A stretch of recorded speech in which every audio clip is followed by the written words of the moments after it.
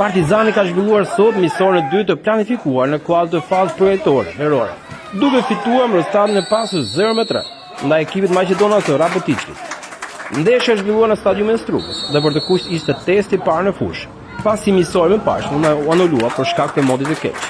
Skuadra drejtuar nga Skënder Gega ka paraqit me intensitet dhe qartësi në lojë, duke zhbllokuar rezultatin në minutë 18 me anë të Albert Skepo nga pika e bardhë e penaltisë.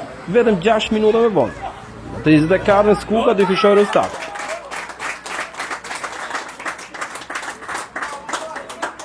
Pjesa e parë në mbylljen e përsin 2-0 për Partizanin, që kishte edhe 2 raste të tjera të pasura shënimi.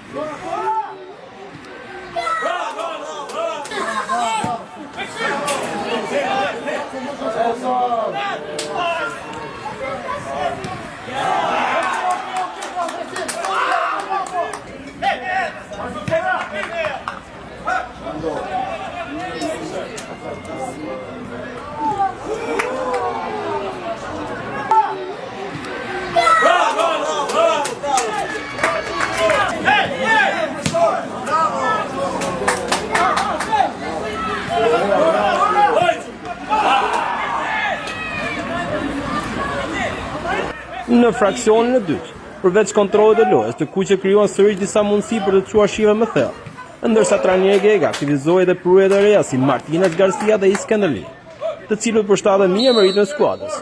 Një vëmendje veçantë ju kushtua dhe talentet të akademisë, Maleri, Fahimallari dhe Vada, të cilët u përfshin gjatë gjithë pjesës së dytë, duke dhënë një sinjal pozitiv në ndërlidhje me lojtarët e skuadrës së parë.